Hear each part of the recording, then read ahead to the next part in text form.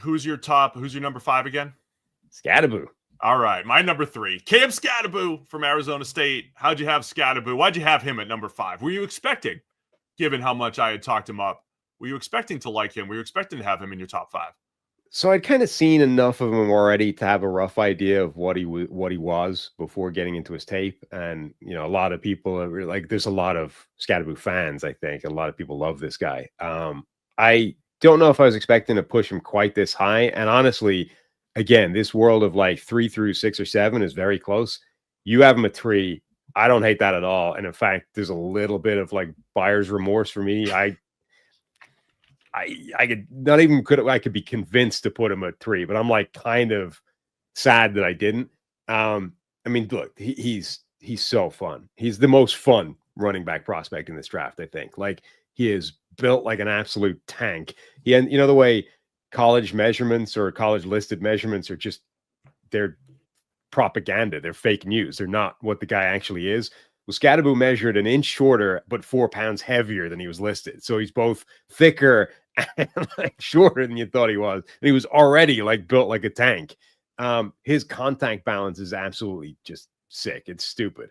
He routinely comes out of the other side of contact that looks like the play's over, right? He leads the nation in plays where you've looked away because you thought it was stopped. And they're like, wait, he's still going? Yeah. What the hell?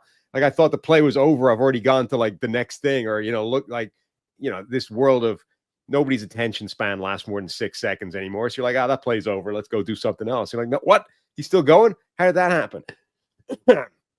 He's got great vision as well. It's not just he's not just a sort of impossible to stop tank. He's got really good vision. He's a menace at the second level because he isn't just charging for contact.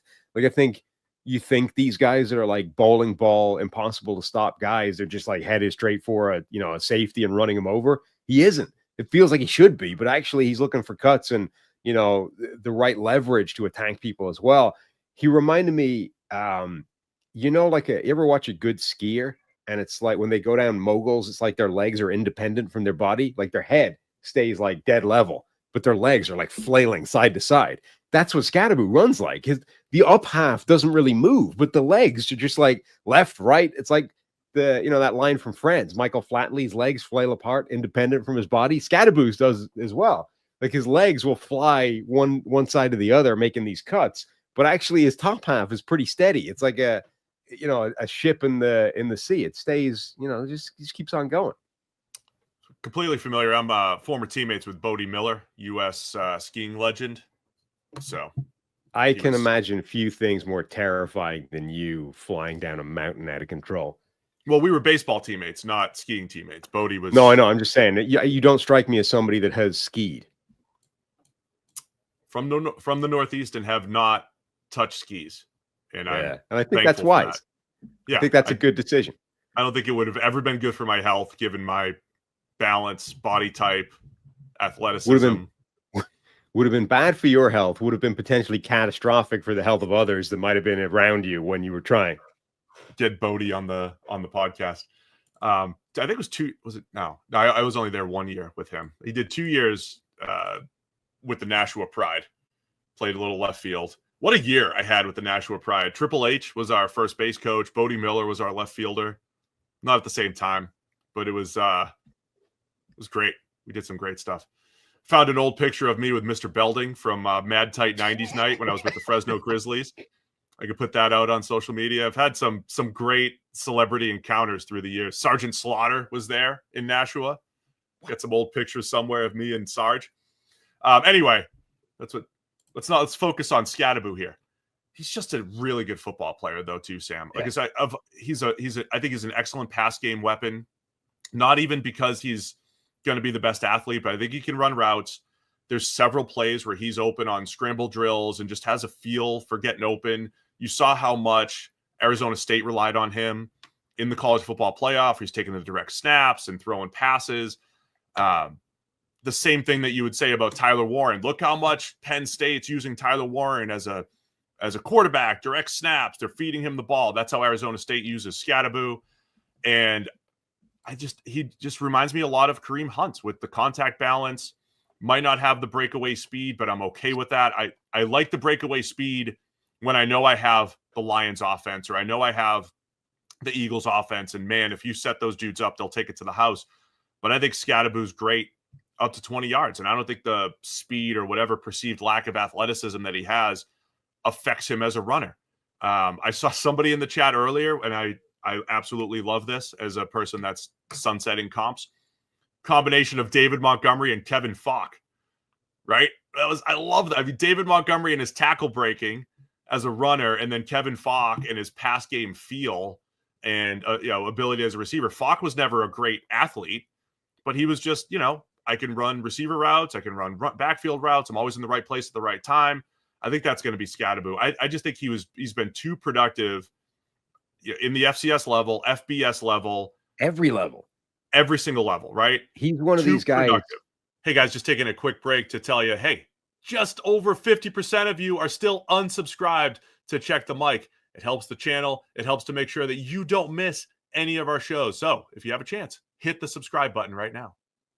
Yeah, he's one of these guys. Remember, like every now and again, people pull out Derrick Henry's high school stats and they're a joke, right? They're a comedy. It's like the Barry Sanders thing, right? It's the sort of video game numbers. Skattebo's got that as well. He had 6,000 yards and 69 touchdowns in his high school career. Then, crushed it at Sacramento State. And then Arizona State had 2,000 plus all-purpose yards last year. Like his production everywhere he's been has been like off the charts insane. Again, every now and again, there are players that remind you of like the lower down the level you get, the more you can kind of spot the guys that don't belong at this level, right? They're just bigger, stronger, faster. Like you're a different athlete to the people you're going up against. Like if you ever go and watch, the high school tape of NFL players, it's almost universally ridiculous looking because they were these guys were already freaky athletes by the time they were in high school. So they're going up against people built like me, who may or may not develop into larger human beings down the line, but they're already there, and they were there since the age of like 15, right?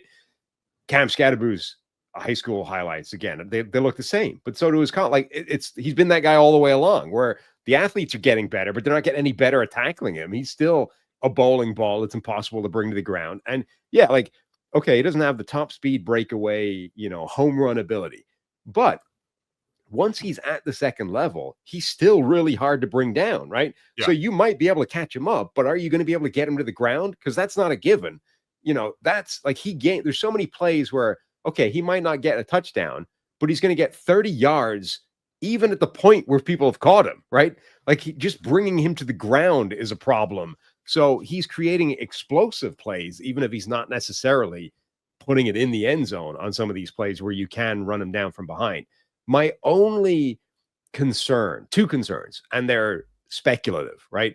Number one, it's similar to the Ashton Genty thing that we flagged before. Genty had the monster year of, 375 plus carries. Skattebo's already had a ton of work, right? Like how long can you play at that style and still be impactful, right? Like just how long, what is the durability? Yeah. What is the lifespan of a running back that plays in that style? Question, right? That I think is worth throwing out there. And then number two, with the way he plays, our fumble is going to be a problem at the next level. Remember, the NFL now, defenders are now snipers with that peanut punch. This is a dude that just fights through everything, is constantly trying to get, the last yard. That's when a lot of fumbles happen in the NFL, right? When a guy's trying to get the extra yardage, the ball is coming slightly away from his body, slightly out of where you want to carry it, and then linebacker comes in and boom, peanut punch, ball's out. So those are my only two questions. Number one, how long can you do that for? And number two, will fumbles start to become a problem? The only thing I would say about the first point, running backs unless you find an absolute superstar, running backs are effectively now a one contract player in the NFL anyway. So if he's got one contract in him, I don't really care how long it lasts. You know what I mean? Like that's what you're drafting. Yeah. Yeah. So from that perspective, like again, unless you're drafting an absolute superstar who's going to get taken in the top 10 picks or whatever, most of these guys are one contract players. And if the top speed, because maybe he's not as explosive as some of the others, Travion Henderson, Quinshon Judkins, Dylan Sampson, not as explosive as some of these other guys he'd be competing with. If you get I mean, if you get Skattebo in the 3rd or 4th round, that's going to feel like an absolute steal. I think you're just going to get a productive NFL player. So he's my RB3. For me, also shades of Tyler Algier, who I liked coming out, who just was a good, smooth zone runner who got what was there. I think Algier's had a really fantastic career so far, even if he's, RB2 now to Bijan.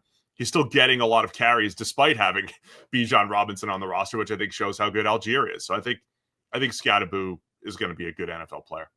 Same. And one of the best receivers in the draft. So you can use him there. By the way, just one last point on the Skattebo thing.